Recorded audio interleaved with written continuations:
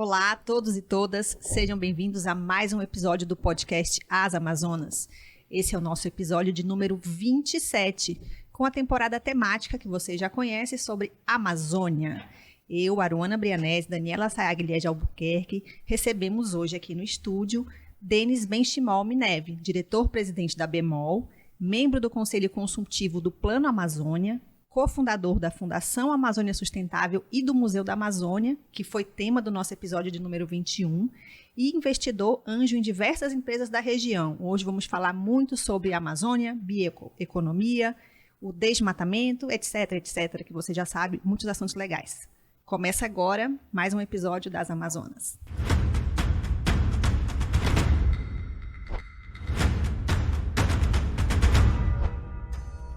E nessa conversa hoje com o Denis Mineve, estão aqui comigo minhas amigas e colegas Liege Albuquerque. Oi, gente, tudo bem? Prazer estar de volta. Bom dia, boa tarde, boa noite. Desculpe a minha voz, que eu tô com uma crise de sinusite, mas eu vou prometer que não vou tossir. E Daniela Sayag. Também não tem problema se quiser tossir, né? Oi, gente, super prazer estar aqui novamente com vocês. Hoje um papo super bacana com o Denis. A gente sabe que ele é uma pessoa, além de empresário, e tudo isso que a Aruana já falou, um cara super apaixonado pela região amazônica, que tem ideias maravilhosas e que hoje vai estar compartilhando aqui com a gente. Denis, eu vou começar perguntando sobre um artigo publicado em abril deste ano, que foi o que motivou sua vinda aqui. A gente já estava ensaiando há algum tempo trazer o Denis Mineve. Depois que saiu esse artigo no jornal O Globo, a gente falou, não, agora é a hora, vamos trazer, porque a gente quer esmiuçar ali os temas que você e o pesquisador Saulo Kozlovski, né, fazem uma analogia no artigo com o Moonshot original, quando os Estados Unidos foram de um voo orbital ao pouso na Lua em 7 anos, para lançar então o desafio do Moonshot brasileiro. É essa provocação que vocês trazem ali nesse artigo, e a gente vai falar muito sobre isso, mas eu queria começar com uma pergunta que não tem muito a ver com bioeconomia. No texto, vocês defendem que o Brasil pode se tornar uma potência econômica ainda nesta década, se usar de forma inteligente os mais de 70 milhões de hectares já desmatados na Amazônia, que hoje estão, em sua maioria, abandonados ou subaproveitados. Quando eu li esse trecho, eu fiquei pensando que realmente tem um componente racional nesse desafio, mas que às vezes a gente tem dificuldade de usar essa inteligência, né? O que está faltando, você acha, para que a gente, como brasileiro, haja com inteligência mesmo? Bem, acho que, só para dar os números grandes, né? A Amazônia tem mais ou menos 500 milhões de hectares, 90 milhões desmatados, 70 dos quais estão mal aproveitados, 20 estão bem. Acho que o componente principal que nos falta é um pouco de ambição. O Brasil olha para a Amazônia como um problema, né? Um problema em geral ambiental. E a Amazônia não é um problema, né? É uma região com um enorme potencial. Ela tem dentro de si uma série de problemas, mas ela em si não é o problema. E enquanto o Brasil olha com essa baixa ambição para a Amazônia, olha, eu só quero eliminar o meu problema ambiental, nós não temos uma visão, uma ambição de futuro. Então, o tema principal do artigo é tentar criar no Brasil uma ambição do que a Amazônia pode ser, a começar pelo imaginário nacional, que a gente acho que está um pouco pobre de ideias, né? O Brasil acho que está meio cansado, né, de crise e o tempo todo discutindo orçamento e reformas, coisas que não empolgam ninguém. Então a gente tentou dar um passo em direção ao imaginário. Me chamou, entre várias coisas, né, várias informações bacanas do artigo, me chamou o termo que vocês usam com certa constância, que é o rematar, que é pouco comum, pouco usual. Normalmente é reflorestar que a gente usa. Esse é um termo que já existe, vocês criaram, é um pouquinho de marketing para chamar a atenção. Por que o rematar, Denis? Acho que é assim, tentar fazer a antítese, né? A gente fala muito de desmatar como uma coisa ruim, então o rematar seria, digamos, o inverso, o positivo, né? E o conceito é simples, né? Esses 70 milhões de hectares mal usados, está na hora da gente pensar em o que a gente vai fazer com eles. E a melhor coisa que nós temos a fazer é plantar. é gerar produtividade dentro do ecossistema amazônico, com algumas espécies que tenham utilidade, então desde geração de alimentos e madeira, mas o conceito é como é que a gente aproveita para enriquecer. Se as contas, elas são grandiosas, até porque a Amazônia é grandiosa, né? Então, 70 milhões de hectares, se você conseguir aproveitar 70 milhões de hectares, assim, o Brasil, só com esses 70 milhões de hectares, se torna um país rico. Se você conseguir dar uma produtividade mediana, uma renda de 30, 40, 50 mil reais por hectare, que é algo normal dentro, por exemplo, de sistemas agroflorestais, ou de piscicultura, ou integração lavoura com pecuária. Então, nós temos muita possibilidade. Nos falta, eu acho, ambição. Mas aí você acha que é da população em geral? Pensando aqui, eu posso fazer coisas poucas, né, como cidadã, mas posso não jogar lixo na rua, posso não usar menos plástico e tal.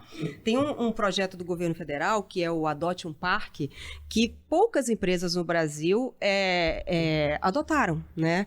Você faz parte de uma empresa que tem essa consciência ambiental, tanto que é a única empresa que tem aqui no Amazonas que ajuda a manter o MUSA. Então, o que falta na cabeça dos empresários em geral para pensarem que o mundo também é deles e eles precisam ajudar? Olha, eu acho que a filantropia tem o seu lugar. Ela é importante, mas ela é só um pedaço, e é um pedaço, acho que não majoritário da solução. Uhum.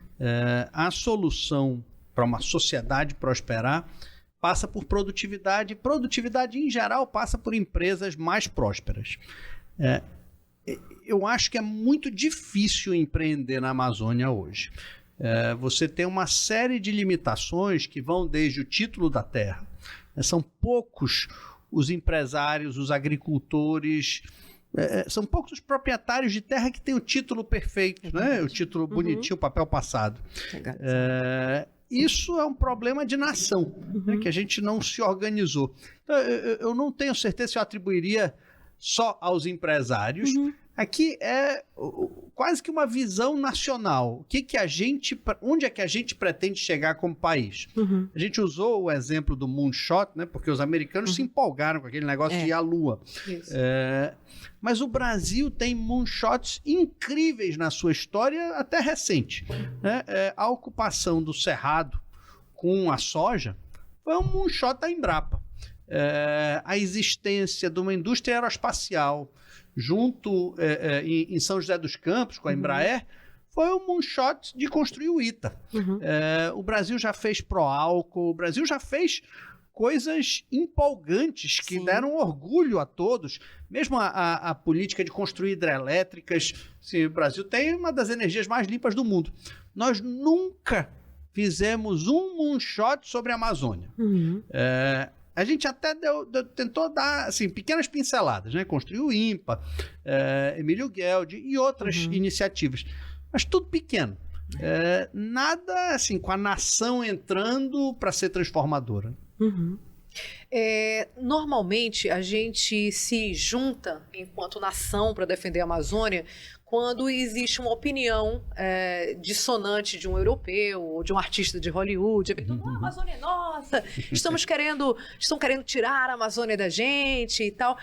Mas a gente não vê essa mesma movimentação dos brasileiros e de amazônidas quando há golpes certeiros contra a própria Amazônia, como é o caso agora de tirar, né, ou dar os mesmos incentivos a todos, que significa tirar os incentivos ao mesmo tempo, das indústrias do Amazonas, que nós sabemos que a Zona Franca de Manaus, o polo industrial, é um projeto vitorioso para manter a floresta em pé e, ao mesmo tempo, dar alternativas para que o homem que aqui vive possa sobreviver. Pelo contrário, as pessoas não entendem como funciona o modelo e outros brasileiros, e quero frisar, até próprios amazonenses, amazônidas, vêm contra, né, o próprio modelo.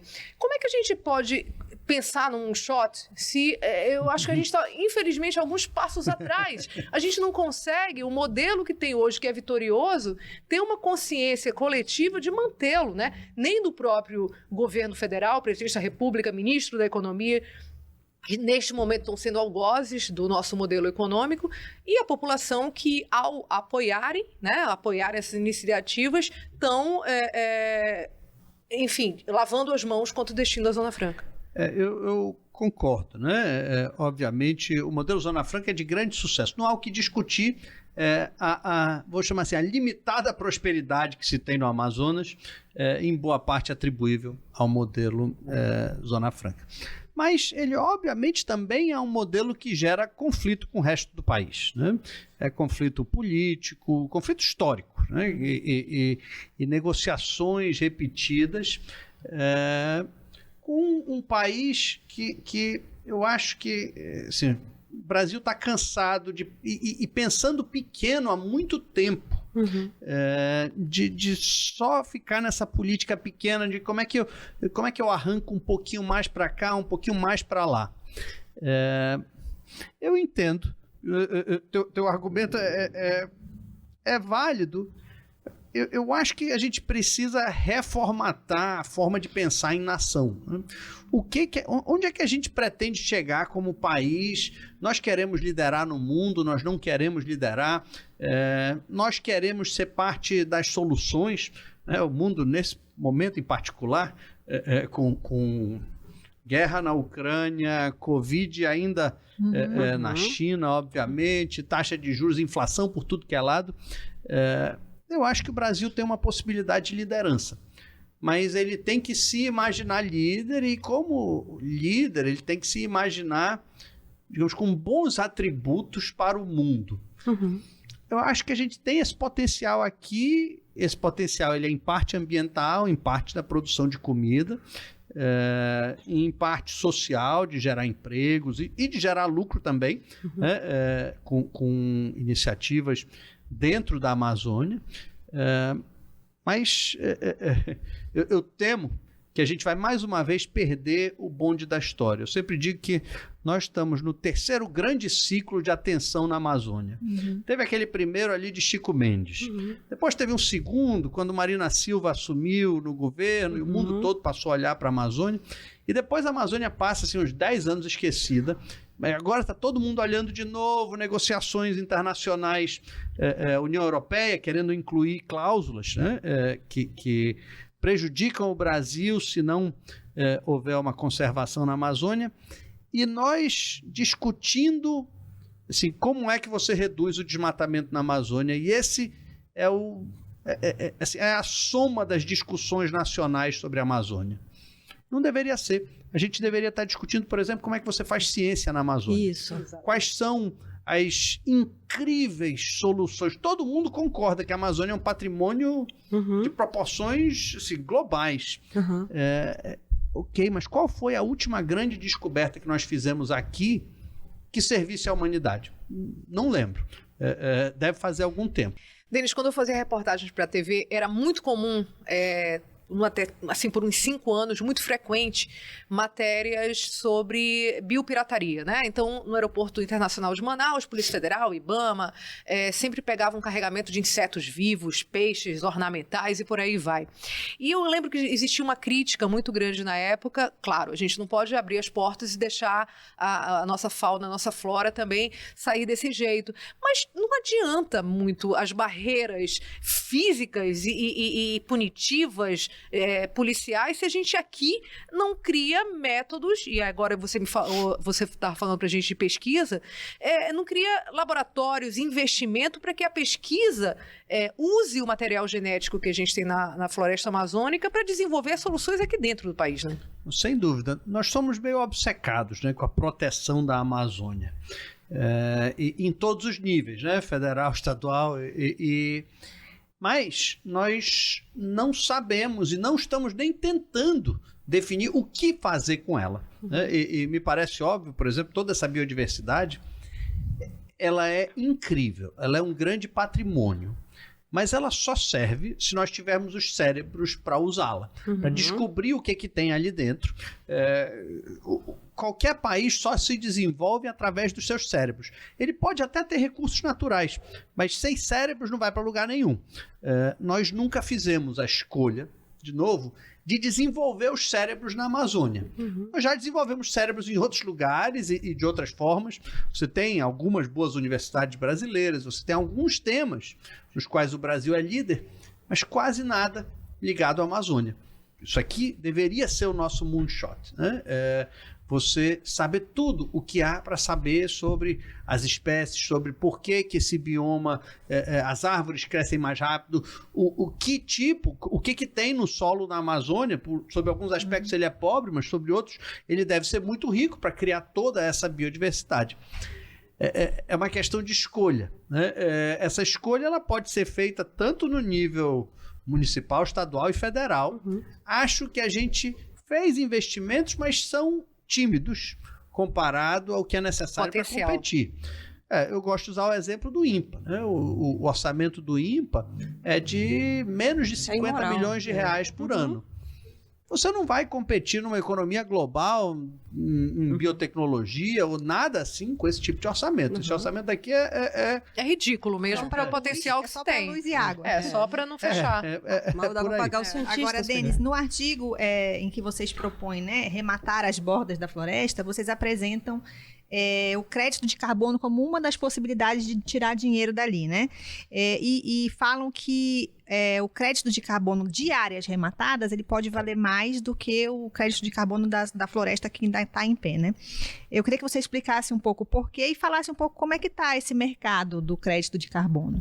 Bem, eu não sou um grande especialista em carbono, eu consigo dar umas pinceladas no tema, né? Uma área de floresta, ela armazena algo em torno de 600 toneladas de CO2 equivalente, né, que é carbono.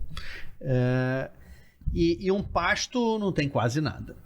Então, se você remata aquela área e armazena um certo volume de carbono, então você teria direitos dentro de mecanismos hoje internacionais, alguns voluntários, outros regulamentares, que lhe permitiriam vender esse crédito de carbono.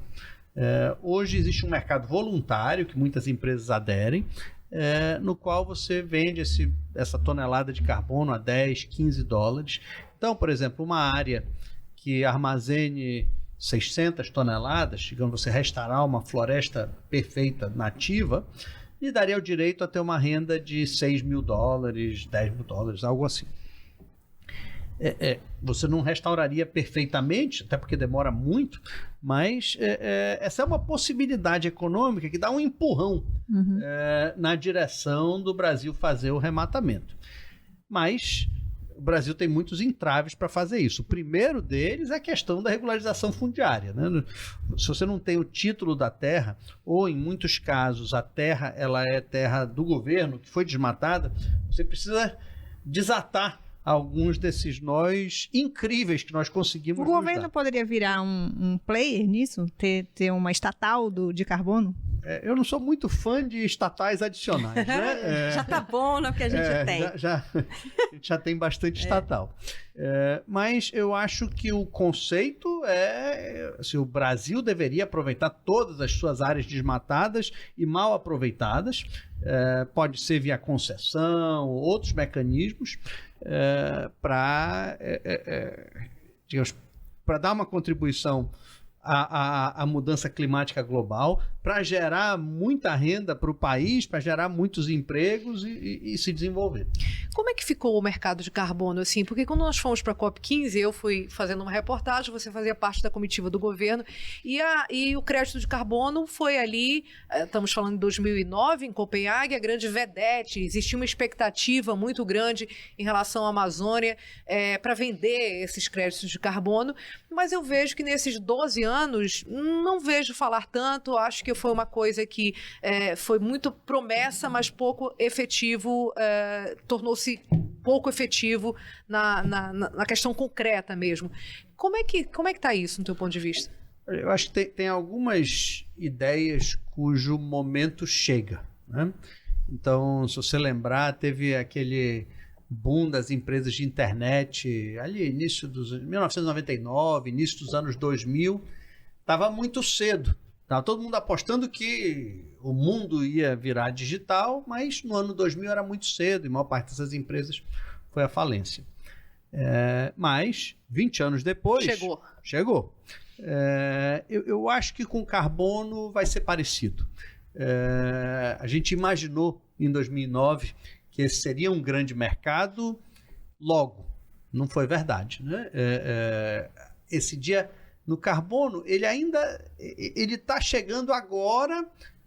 Hoje já existe um mercado, existe uma certa liquidez para quem gerar carbono, consegue vender, mas existe ainda uma expectativa à frente. Por exemplo, esse carbono vendido a $15, $10, se espera que ele consiga chegar em $100.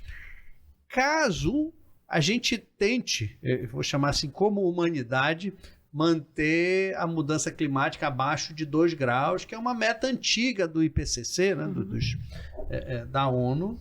Ninguém sabe se a gente vai tentar mesmo com seriedade. Se tentar, o carbono vai ter que ficar muito mais caro para reduzir as emissões. Denis, você usou várias vezes a palavra cansado, e é uma coisa que nós todos estamos cansados de os governos não nos verem como o país que a Amazônia é, porque na verdade a gente é um país, né? Dentro da Amazônia tem várias, como é que a gente fala, gente? A palavra que me fugiu agora é vocações, né? E a gente acaba não fazendo. Essa semana, o Lúcio Flávio Pinto, ele fez um artigo na Amazônia Real, excelente, que ele deu nome ao que eu sempre pensei, né? Como repórter e tal, e como conhecedora da Amazônia. Eu não conheço toda, mas conheço bastante, sou daqui, né? Eu lembro de uma época, quando eu morava em Brasília, que tem uma amiga, a Sandra Brasil, que trabalhava na Veja, e eu, criada aqui em Manaus, a gente falava de umas gírias que falavam aqui, ela falava de umas gírias que falavam lá. Aí os colegas falavam, como assim? Vocês falam diferente? Sim, assim como o Recife tem um sotaque, tem umas gírias, e Salvador tem outras. Então, é bem diferente. Só que conhece-se mais o Nordeste do que o Norte, né? Então, voltando ao Lúcio Flávio Pinto, ele deu a ideia, né, ele deu o nome, né, de se formarem uns kibutzes aqui, né, em que e que o governo federal, junto com os governos estaduais, eles investissem na vocação daquelas locações, né? De uma forma que ficassem vários CBAs, aí a gente já fala no nosso pobre CBA, né? Nosso elefante branco que tem aqui, para que pudesse, né, desenvolver as regiões com aquelas vocações. Isso poderia ser uma ideia?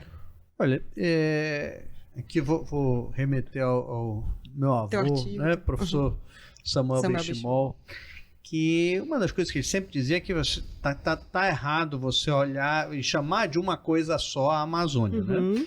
A distância entre o Amapá e o Acre é semelhante a São Paulo, a Santiago, ou Nova York a Denver. Assim, não tem nada a ver esses lugares no mundo. Você não deveria olhar para a Amazônia como uma coisa só. A forma certa de abordar a Amazônia seria dividi-la em 40 pedaços, e para cada unidade vai ter uma especificidade. Acho que para quem gasta tempo na Amazônia, isso parece óbvio, mas não parece óbvio para quem está de fora. Pois né? Para quem está de fora, parece que é uma coisa só e está desmatando. E o desmatamento em cada canto tem motivos diferentes e tem situações diferentes. Talvez a única coisa que transcenda a Amazônia toda é a pobreza, né? Que assola a região toda. Então, eu concordo que assim, como você vai abordar cada área é importante. Mas todas as áreas têm o que eu vou chamar de borda de floresta. Né? Borda de floresta é a zona entre a floresta preservada e a área já antropizada, já desmatada. Essas bordas, elas estão ao redor de todas as cidades na Amazônia. Né? A gente vê qualquer município, tem aquela área onde o pessoal planta macaxeira ou tem um gado. Essas áreas são uma grande riqueza. Essas áreas, elas têm toda a possibilidade do restante da Amazônia de serem produtivas, de as plantas crescerem mais rápido, de gerar comida, mas nós não temos uma política para cada uma delas. Vai ser diferente lá no Amapá do que aqui. Sim. Mas acho que o conceito é parecido. Denis, você é investidor anjo, né? E um dos projetos que eu bonito esse nome, ali, né? É bem apropriado. É o AMAS, que é uma empresa 100% dedicada ao empreendedor que atua na Amazônia. fez recentemente uma chamada de um edital, né? E eu queria entender que tipo de negócio tem mais chance de ser acelerado. O que vocês estão buscando com essa aceleradora? A Mais busca juntar algumas ideias que já estavam circulando há algum tempo de como é que você faz nascer na Amazônia os negócios que deveriam nascer aqui. Uhum. Então, por exemplo, tem um negócio lá que está sendo acelerado de turismo. Turismo em unidades de conservação, turismo em comunidades indígenas, num conceito de volunturismo, né? Você vai lá e você contribui, você faz parte da comunidade durante um certo período. Você tem também algumas iniciativas, por exemplo, mais ligadas à culinária, que usam os ingredientes amazônicos, às vezes os saberes tradicionais, para exportar pimenta, geleia e outros produtos. Ou você tem também algumas outras startups que são focadas em parte restauração florestal, o aumento da produtividade por exemplo, para que um pasto possa também gerar, com plantio de palmeiras e outras espécies, possa gerar tanto sombreamento para o gado e produzir óleo. Então tem muitas possibilidades daquilo que a gente acha que deveria dar certo. Uhum. A Mais tenta encontrar essas iniciativas e acelerá-las para ver se a gente consegue mudar alguns desses contextos. Você falou do seu avô e a gente não pode deixar de falar, né, do professor Samuel Benchimol. Até uma pergunta mais de cunho pessoal. Eu li um livro dele e muito do que eu conheço hoje da formação realmente social da Amazônia, sobretudo as pessoas que migraram do sul do país ali para a região do Acre, Rondônia, vem muito do Amazônia Formação Social e Cultural do professor Samuel Benchimol. Essa paixão que você tem, esse conhecimento todo, vem muito das conversas que você tinha com ele? Como é que é ser neto de um homem como o professor Samuel? É uma sombra bem grande, né? E também um pouquinho de pressão. Você sabe, ele fazia uma pressão indireta. Em todos os livros dele, ele colocava na dedicatória aos meus netinhos, Denis, Ilana, José e Rebeca, que viverão, trabalharão e construirão a Amazônia do século XXI. É pouco. Meio que tirando a opção, né? Coisa tranquila. Não, eu quero morar em outro lugar. Não, vou morar em Paris. Não, tipo assim, a responsabilidade é só de vocês. Não só morar, tem que, né, produzir. Ai, maravilha. Mas é um privilégio extraordinário, né? E acho que como transmissão de cultura, minha família, tanto por parte de mãe quanto por parte de pai, são de alguma forma refugiados, né? Os Assayag também, lá de Marrocos, né? Inclusive a gente está no livro dele também, que fala da migração judaica, assim. E a Amazônia foi o lugar que nós encontramos no mundo mais acolhedor, né? Lugar onde nós conseguimos prosperar e por isso essa nossa terra e o lugar que a gente tem que dar retorno e ajudar a impulsionar. Então, ele, em vida, eu contei uma vez, ele e os irmãos tentaram mais de 50 negócios diferentes ligados à Amazônia. Mesmo? O que deu certo no final foi Bemol e Fogás, né? Comércio. E muito felizmente está um pouco no DNA, né, da família. Mas a gente continua tentando outros negócios, espera muito que mais coisas deem certo. Sim. E que a gente consiga contribuir mais à prosperidade e continuar prosperando também. No artigo tem uma frase que me chamou a atenção também, que você fala que além do lucro privado, beneficia-se a sociedade. Eu queria que você falasse um pouco como é que é esse equilíbrio, né? Como é que se consegue encontrar pessoalmente nas suas empresas, mas como, né, também como um ideal aí de país. Como equilibrar o lucro com a sociedade se beneficiando? Essa é um tema que tem mudado muito na visão empresarial global, né? Maior parte dos empresários há 20, 30 anos atrás, ou um pouco mais até, tinha uma visão muito clara que, olha, o propósito da empresa é dar lucro, você cuida de temas sociais em outro canto. Hoje já não é mais possível, até porque os próprios clientes demandam. Eu recebo a pergunta com alguma frequência: o que a Bemol está fazendo sobre esse tema aqui? E às vezes a minha resposta Ainda nada, mas calma. Mas a gente está pensando e aprendendo.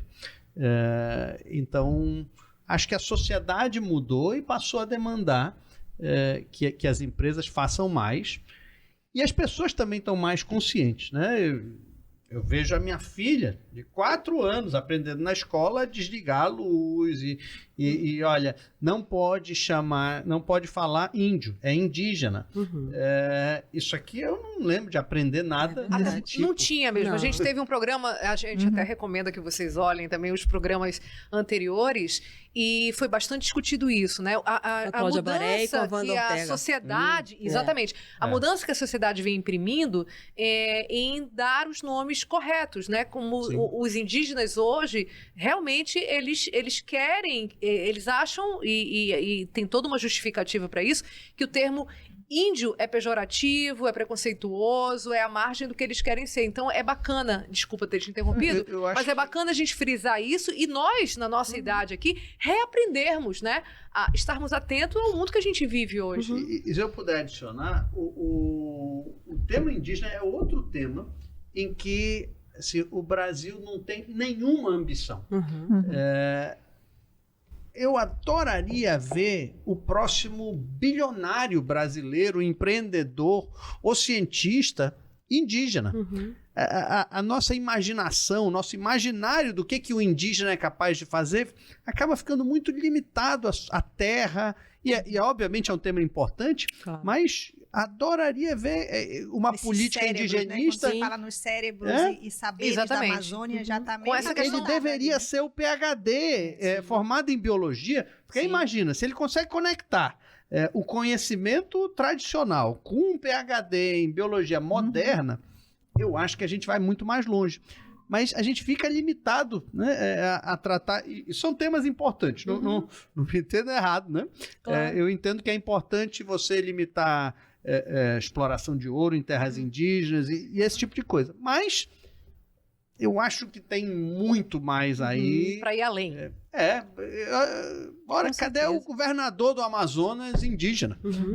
Prefeitos mesmo, raríssimo, que estão ali perto do interior. Gabriel, né? Exatamente. Onde eles são maioria, mas não precisa ser só onde eles são maioria. Né? 95% da população é São Gabriel, 5% militar. Então, ali, basicamente, inclusive lá tem uma curiosidade, né? Que o Nhangatu é uma língua oficial, né? Em São Gabriel.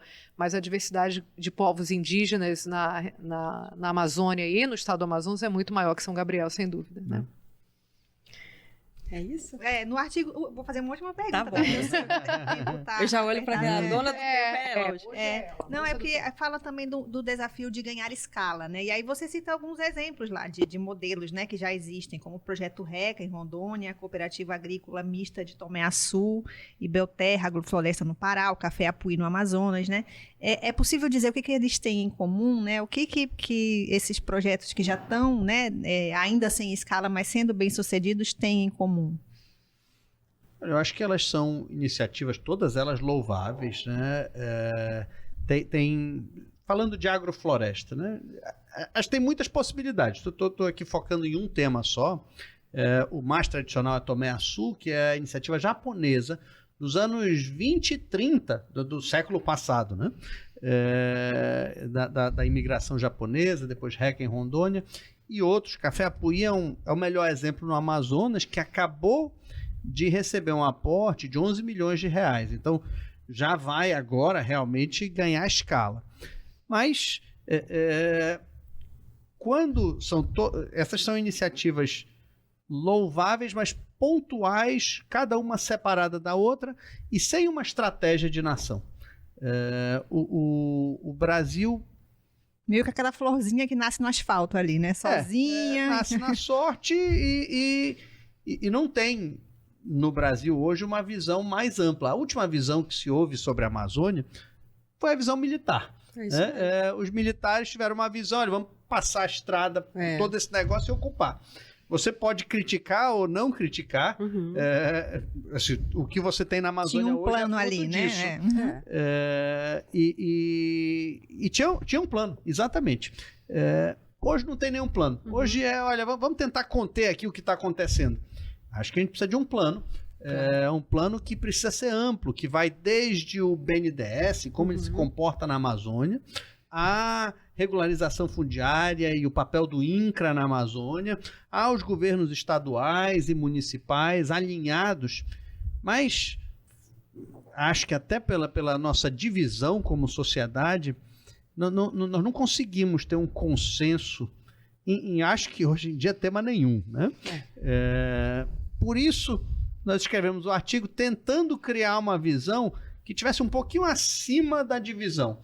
Eu acho que ninguém vai discordar que seria bom a gente pegar a terra onde não se produz nada e produzir muito. Não consigo ver os opostos ou quem está no centro, ou quem quer que seja, ser contra. Hashtag somos todos terra devastada. Ninguém vai querer, né? Não é possível Quem que tenha que essa vai galera, ser contra né? isso aqui, Pois né? E a Amazônia é um tema que gera paixões, todo mundo tem uma opinião, todo mundo tem, acho que até uma ligação emocional, mesmo quem mora lá na França ou no Leblon, onde quer que seja. Então, será que não tem algum tema dentro da Amazônia que consiga conciliar os interesses nossos como amazônidas e os interesses das pessoas de fora? Eu acho que tem. Deve ter alguns. Ciência certamente é um deles. O cara lá, sei lá, na Inglaterra, a ele interessa ter uma solução para uma doença de pele. Ou sei lá, um cosmético melhor, uma alimentação mais saudável, que pode vir daqui. É isso. Perfeito. Olha aí como a Amazônia é. É legal. A gente é legal, gente. Mas a gente continua em busca desse plano. Essa temporada a gente pensou em fazer a Amazônia justamente por entender como é uma região que precisa ser apresentada, né, em sua diversidade, né, e mais debatida. A gente agradece a sua presença aqui hoje. E as suas ideias. Sempre muito bom compartilhar, né? Conhecimento, troca e ideias tão bacanas. Obrigada. Obrigado, uma alegria estar aqui com vocês, com ouvintes também. E assinem o podcast. Eu também tenho que dizer, ele faz mais propaganda que a gente. A gente nunca fala, né? Pois é, nos siga, A gente não sabe acione o se sininho vender. aí pra A não gente perder. precisa fazer um marketing Eu sou pessoal. varejista, assim, a gente depende Vamos disso. contratá-lo. Ele, a Luciana. É de luxo, né? Essa assessoria aqui. É isso, gente. Até a próxima. A gente se vê. Tchau, gente. Gente. Até. Obrigada.